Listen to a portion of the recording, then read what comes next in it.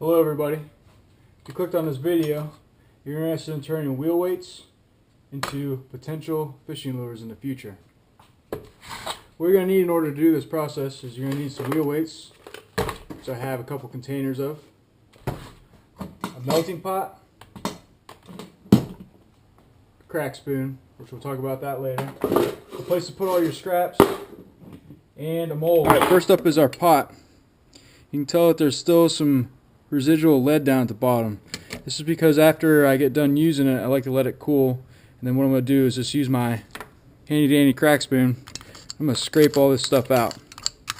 Scrape it all out, and then it's going to go directly into the waste bin. Okay, once I get that all cleaned out, then we'll move on to the next step.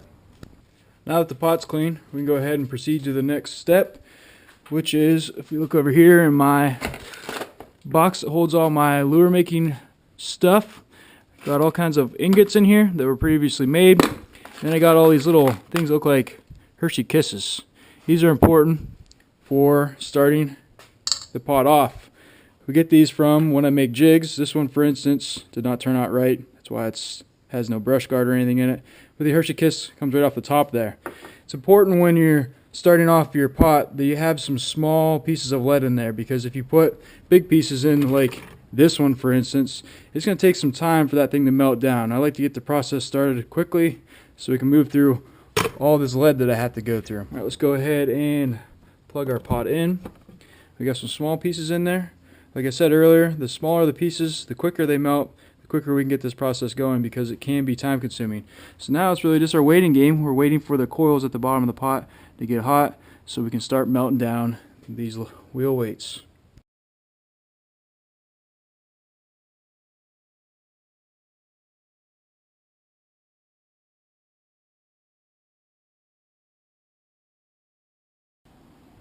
Safety is important to me, and I really don't like the thought of getting lead poisoning, so make sure that you have a fan or you're in a well ventilated area. It's been a couple minutes, and now you can tell that the lead that I put in there to start this pot off has melted. Alright, let's go ahead and put our first couple pieces in. I'm going to start off with some small ones.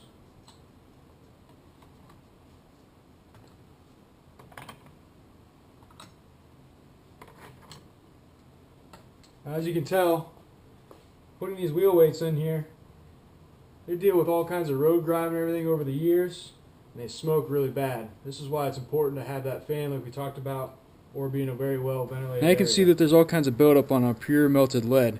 This is where our crack spoon comes into play. Now I will say, don't do crack, kids, it's bad for you, or adults, whoever you are.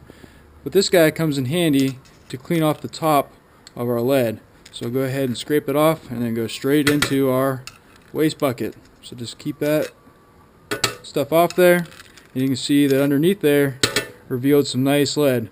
What I'm going to do is I'm going to continue to put some more of these wheel weights in here. We'll run into some wheel weights that are made of something other than lead. I'm no scientist. I'm not going to try to guess what it is.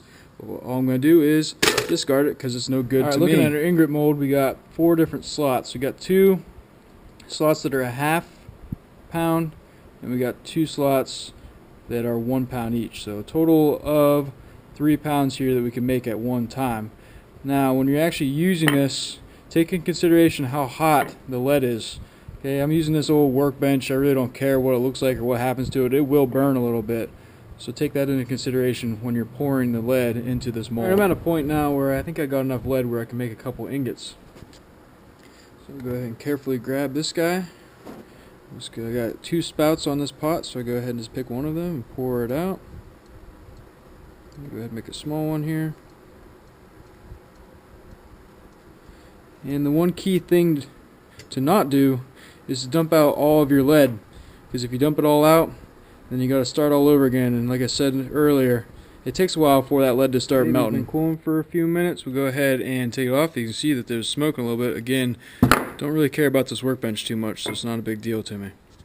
Alright, pot's full, so we're ready for another dump. We'll go ahead and choose the other side of this ingot mold.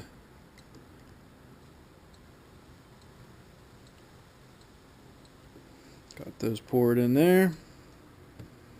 Probably could dump one more. Let's go ahead and dump one more of the small one. Okay, got a sufficient amount in there to continue to melt down some more wheel weights. Alright, so helpful tip. I don't know if you can see it on the video, but it started to get smoky in here. I had both the garage doors closed. Decided to go ahead and open up one of them. Usually I do this process in the summertime, so I always have them open because it's nice out, but it's kind of cold right now because one thing to watch out for, if you put too much lead in there at one time, you start to get this stuff that looks like almost like aluminum foil that's all crinkled up.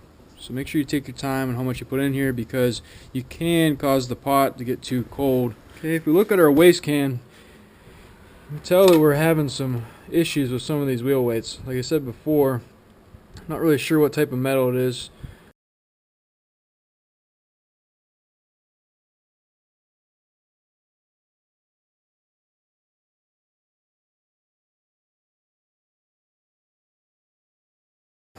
Alright, now I'm at a point where I'm going to go ahead and pour some small little pieces. This will help me in the future to start my pot off, just like I showed you at the beginning with those Hershey Kisses.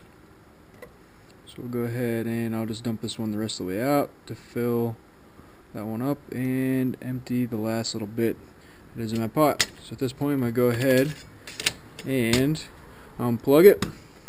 You can see that I still have some left, but that's for another day. Earlier I made a comment about what size these ingots are. I say there's a half on there, so I'm saying half a pound, and a pound for the bigger ones. Well, that's kind of bothered me. I'm not really sure exactly what it is, so I rigged up a big ingot here, which I believe is to be 1 pound, with some fishing line. Got my handy scale here. We'll go ahead and calibrate it and see what it is. This is the first time I'm weighing this, so we'll see if I was right. It says right here 12.6 ounces, so that means that I'm a little off. Now it could be that I'm not going to the very top of the mold itself. Maybe that's why it's not exactly 16 ounces, but we're close enough. Alright, everything is starting to cool down. Got our pot unplugged. We'll go ahead and let that sit for a while. Those coils are very hot, so it will take some time to cool, along with our ingots as well. So that is our yield for today. Hope you enjoyed watching. Look for future videos where we turn this and transform it into the final product, which is this, a jig.